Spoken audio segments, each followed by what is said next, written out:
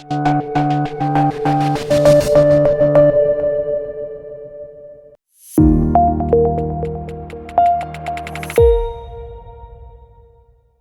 you're listening to InvoNews podcast. This is Fatma Suhail, and here we discuss latest technology trends and startups. Today we have Charlie French with us, who is going to discuss the impact investment apps. So, welcome to the show, Charlie. Oh yeah, thanks very much for having me on. Great to be here. Okay, so I'm gonna introduce my guest, Charlie. But most Charlie has a wide experience in investment apps. So Charlie has worked with UNICEF, different organizations, in helping them in tackling their SDGs, including Stock Exchange, London Stock Exchange, and Vitality. I hope that got it right. Yeah, that's right. Okay, so Charlie, are you ready? Let's start with our stellar podcast, InvoNews podcast. Okay. Okay, Charlie, I came across a certain general perspective when I talk to investors or people who are investing in new things and apps. The general perspective they have is like if we invest in something good, it's not going to make the return or it's not going to benefit in a way that it should. Like in climate startups, in health tech startups. So, how, as a person who owns an impact investment app, you can say that they should take that doubt out of their minds and use apps or impact investment apps to generally create a persona that yes, impacting and investing in something good is gonna give you same return as not investing in something and like not investing in something climate startup or stuff. Yeah, well, so there's a whole body of evidence now that suggests that investing through kind of an ESG lens, so that's environmental, social, and governance lens, doesn't harm performance and can actually enhance performance of companies. So I suppose you have to look at what you're investing in and look at how those industries might be performing in 5 to 10 years time, and looking at like how those companies that are well managed and which consider long-term risks and opportunities around impact and kind of ESG issues should really outperform those that don't. And we're really on the verge of like a green revolution, and we're still kind of quite early in that green transition. And I would sort of argue against that there's actually sort of a higher amount of risk at not factoring in impact into your investments. You know, if you look at the way that the world is moving, you know, the companies kind of at the forefront of climate action, for example, are going to be the companies of the future. So I would argue the complete opposite to that. Okay, that's nice to know. Okay, let's come towards EDSCO. Tell me, it helps the investors to invest in keeping with the environmental impact, right? So tell us more about it. So how did you came across the idea of ICHCO? It was it your work with UNICEF inspired you to develop ICHCO? Because I was going through your profile. You have a wide experience in this regard. So Mm-hmm. Yeah, so the Echo app helps people to learn the impact of their investments and find companies that match their morals. So someone can come onto the app and they'll be able to tell us, we'll show them 17 goals, which are the UN Sustainable Development Goals, or the SDGs, as I'll refer to them probably throughout from now on. But you can choose which of those goals are kind of most important to you, and then we bring up companies that kind of align to those goals. So publicly listed companies that you can invest in. There's other ways that you can discover companies. So you can kind of search through sectors and find out the kind of best performers in there. And then another kind of part of the app is that you can, if you hold stock investments somewhere else, you can kind of input that into your Etcho portfolio, and we can show you how well your portfolio aligns to each of those sustainable development goals.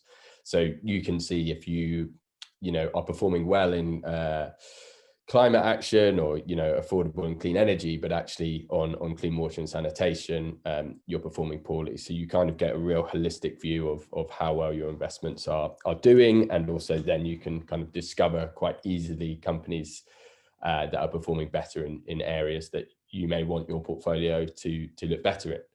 In terms of like my background, so yeah, I've always worked in sort of the impact space. I came at more from the not-for-profit sector. I worked within corporate social responsibility, and corporate social responsibility is a great tool, but it only really tells half the story. So I was lucky enough to work with corporates on their impact projects, but really felt that we needed to highlight companies that aren't only doing corporate social responsibility, but are driving positive change through the whole business. So looking at products and services and operations, plus social responsibility programs. So that really inspired me to kind of to launch Etcho, I guess, alongside with my co-founder, who Lyle. He Mm. worked at S&P within ESG data analytics there, and he's actually my soon-to-be brother-in-law. So for a long Oh, time we've had yeah. So for a long time nice. it's a sort of yeah, it's sort of uh, family connection there, and mm, we have sort of been discussing the mm, idea for a long time, and kind of really wanted to mm. enable everyone to understand the true impact of their investments, I guess. So that's our story. So that's good to know. That's good to know, actually.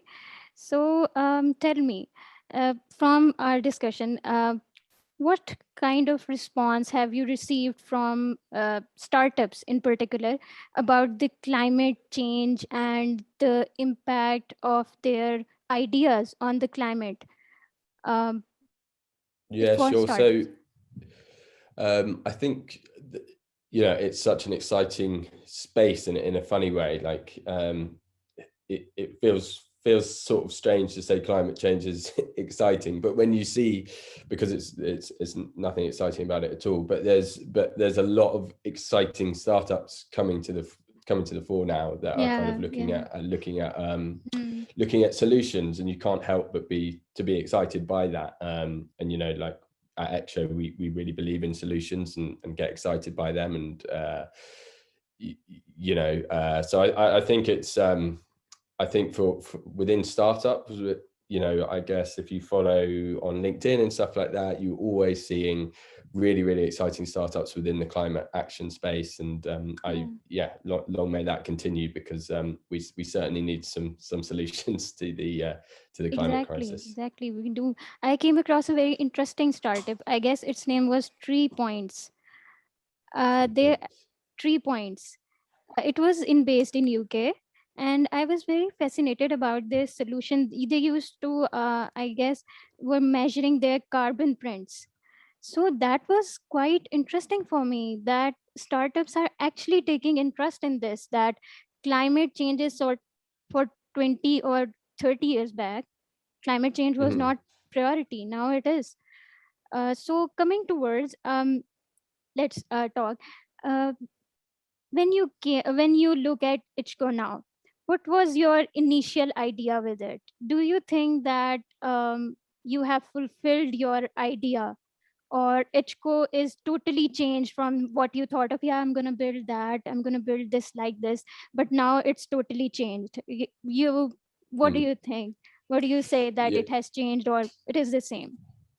Yeah, so it's definitely changed since we Mm. first our first sort of ideas around Etcho. So initially we were going to build a trading application where you could actually trade on the platform. Oh, We've interesting. sort Mm. of moved away from that idea now, because we've spoken to a lot of users in our user testing, and through kind of our wait lists and stuff like that. And what we found is actually people need a sort of companion. So what we're building is a companion for the Exactly. conscious investor, Mm. Mm. and an independent platform which wouldn't give any bias or anything like that, and be pushing you to kind of gamify your investments. What we really want people to do is have a platform that they can trust, and believe in, and that's what we're now building with Etcho. And we think that people actually prefer to, there's so many investment platforms out there, right? There's so many Mm. trading apps, um, and people are very happy with their trading applications, but can we build something that kind of allows people to understand the impact of their investments? And I think that's kind of where we've kind of changed our route to. No, that's not to say that we'll never build the trading elements in there either, but it's just what we're focusing on now. And I guess that's what's so exciting in a startup is learning from the people that are using your app and Exactly. using your service and wanting it and kind of building a product for them, rather than having this idea that loads of people want this and then finding out later that people don't actually want it. It's really important to learn Exactly. from actual Yeah. people, actual users. Hmm. I actually read it somewhere that you are not going to make a difference until or unless you change your initial idea, and you're going to ping it, you're going to change it, so you don't come across something great. So I appreciate Ichko in a way that it is that, as you said, it is making a difference in the world. And I hope that we all understand our responsibility towards climate change. So, um, right, you said that you wanted to build a trading platform, and the idea changed. In terms of technology, Ichko has changed, or it is the same you thought of? Yeah, so the tech that kind of goes into Etcho's sort of the same really, for now, in terms of like our how it's built on the back end. We use third party providers who can use sort of AI and machine learning, and kind of we then put a human element touch on that as well, because to eliminate the anomalies that machine learning and AI may Hmm. produce. So yeah, the tech's sort of relatively the same, for now, and as we progress, I'm sure we'll develop further. Okay, that was my next question, right? Uh, you Good. said you said you use AI and ML to assess the impact of the climate, right?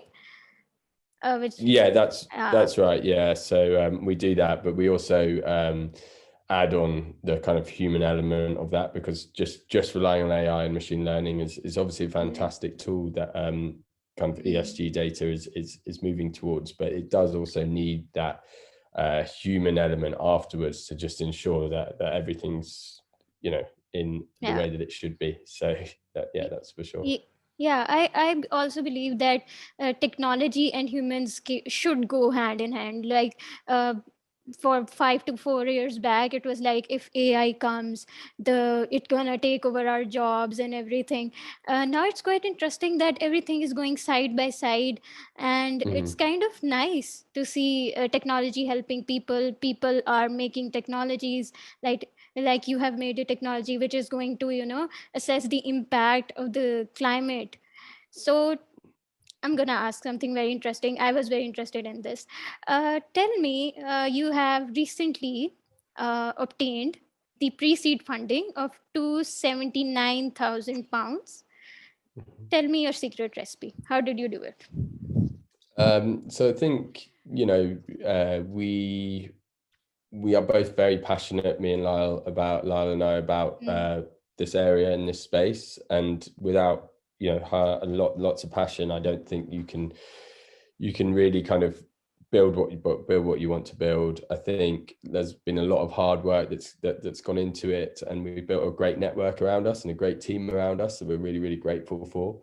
And I think, yeah, those kind of three things around sort of passion, hard work, and building a great network are the things that have led us to where we are. I don't think that we're successful at all yet. We've got a long way to go, but we're sort mm. of, hopefully we're on the right track, to building what we really want to build and enabling everyone to learn the impact of their investments. You are on a right path. Tell me, do you think, from our discussion, I came across this question in my mind.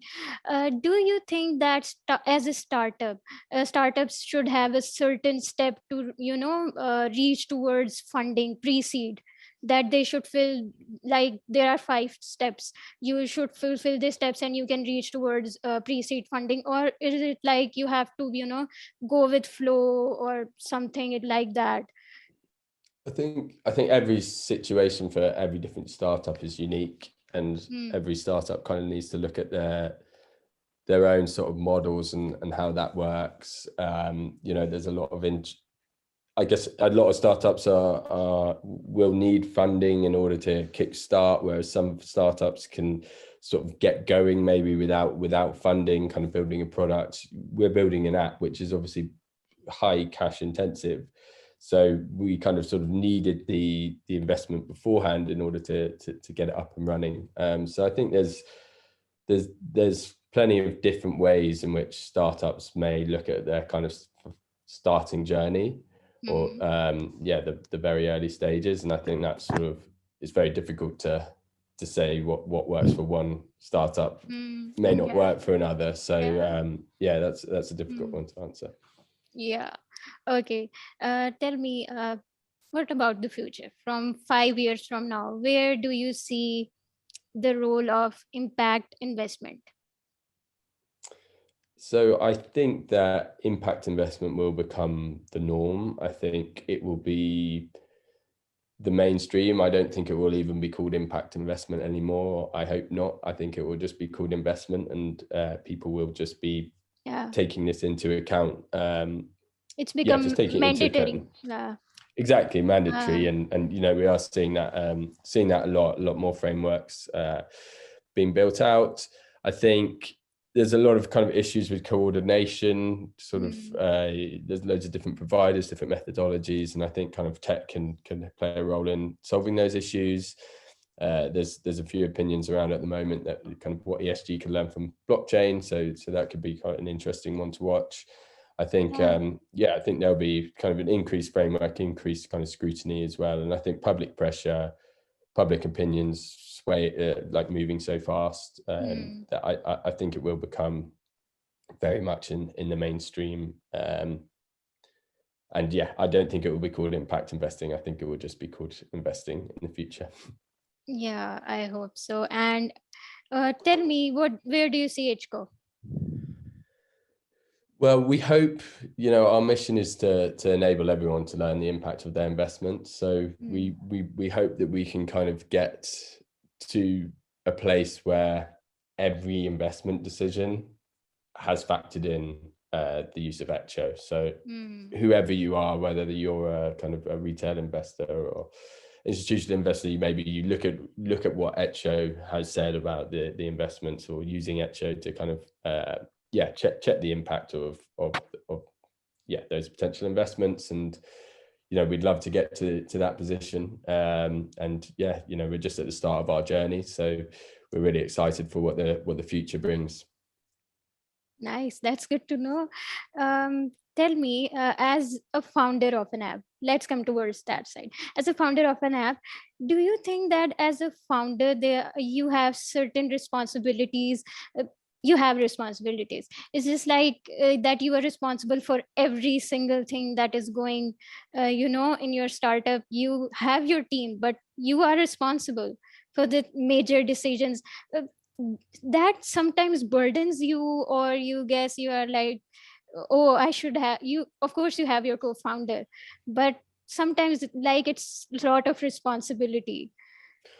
Yeah, I guess, as I said earlier, that we built like a really great network around us, and I think that's so key for a startup, to have a great network around you, because you can't do everything yourself. You have to be able to Mm, trust in the people that you bring in to do their jobs, and to do them well. And I think if you are lucky enough, like we have been, to bring in a brilliant people around us, you can really sort of trust that and focus on the things that need to be focused on, because just ultimately you can't be perfect at every single role. So it's great to kind of bring in people who can fill in those gaps. Like myself and Lyle, we don't have tech backgrounds, so we've been lucky enough to kind of bring in James, who's been brilliant in the tech, and help, and designers such as Georgie and Max, who have been brilliant in the kind of branding and helping us design a great product. And obviously Henry as well, who's our NED, our non-exec director, who's been fantastic. So I think it's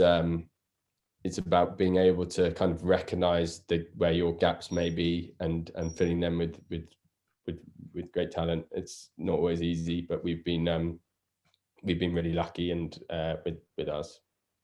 kudos to you guys. Okay. Tell me, have you ever thought that you have your in-house team? Have you ever thought that I should hire someone from outside? It's a lot to take in, or sometimes it is like overwhelming. So have you ever thought like I should hire someone? I should hire some team.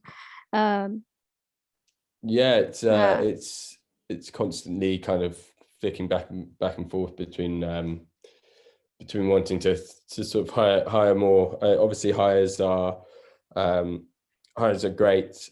We'd love to kind of have more hires, but currently with the current funding and stuff, you have to sort of prioritize with what you need, and that's really important to sort of prioritize exactly what's essential at a very early stage startup for sure. yeah. Tell me, in terms of regions, which region do you think is the most conscious in terms of impact investment? Is it Asia? Is it Europe?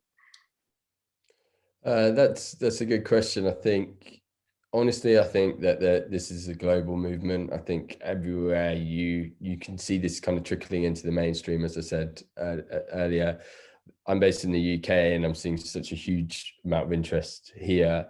But I think I really do believe that it's global. I think everywhere in the world, you know, as you said earlier, you're in Pakistan, but you're interested in this space. I think everyone that I speak to from all over the world is interested in it, and I think it's just about building out platforms such as Etcho that to kind of enable people to sort of understand and motivate them to get into it and to learn more and to sort of take more action through their investments and through their money. So I think the answer to that is that it's a global movement for a global problem. Oh, that's good to know. I was like that European region is, I came across startups. European region is much more sensitive to this. My perspective was that, but it's kind of good to know from you that all around the world this movement is surging, right? I think so. I think, you know, maybe in some regions it's potentially more advanced than others, but you know, I have seen kind of movement from all over the globe. So I think it's yeah, I would say it's definitely global. Some places are Hmm. potentially more further advanced than others, but I think that everywhere is kind of shifting the narrative really as to what's important. And I think that's, yeah, I think Hmm. we're still a few years away from it becoming uh, you know, widespread across the whole globe. But I think we are kind of getting, we're seeing the early signs of it at least. That's good to know. Uh, do you think that in L- Italy, COVID has actually instigated this process more? Um, It has a positive That's a tough impact. question because I think COVID should and could have been the wake up call that we needed. But I think there's sort of been a big rush to kind of get back to normal, get things back Hmm. to how it was pre-pandemic. That maybe there's a slight, from my side, maybe a slight disappointment in the way that we've kind of gone back and shifted back to the way that it was. But I do think that COVID probably was a big wake up call. I think as to kind of how the future could look. Well, it's not really the future, is it? It's the present. So it's, yeah, I think yeah, I think Hmm. I think it has been good for in some senses, but I guess I've Hmm. been potentially slightly disappointed that Hmm. it's not prompted kind of faster responses, I guess, Yeah, yeah. Hmm. because yeah, Yeah, that's you're right. We are so much desperate to, rush towards normal that we are mm, avoiding things, little things, with not little things, big things that actually might have caused climate change, COVID, and other yeah. kind of things. So, Charlie, it was great talking to you. Um, And you, thanks so much for having us on, or me on, Echo on, and no, me. it was simply a pleasure. It was simply an honor and pleasure for us. Yeah, Okay, I brilliant. hope that technology changes the way um, we are investing right now, and I hope that we move towards more sustainable future. So anything you want to say in your closing remarks, anything about climate change, about it, whatever, anything. Just yeah, nothing really. I think we covered a lot. So thanks a lot for having me on. I think the Echo app, for anyone that's interested, will be launching in June. So we kind of we've got people signing up to our wait list now, so you can visit that through Oh, nice. Ah, echo.io as the website. And yeah, feel free to reach out to me with any questions that you may have as well. And yeah, thanks very that's a sure much. thing. That's a sure thing. I actually came across your website. I came across your old website, and now I came across your new website. And I must say, your new website is really cool. Thanks, thanks very much. I'll It's really pass good. that I back to the found it team. so attractive. It was like, so rich, I must say. Oh, So, thank you. Yeah, thanks very best of much. luck to you guys. Great. Yeah, well, It's thank you, and you. ha. Like, thank you. That's all for now. We will be here real soon. Okay. So, thank you so much, Charlie. Thank you so much for being with us, and I wish you best of luck for your future endeavors. Thank you so much.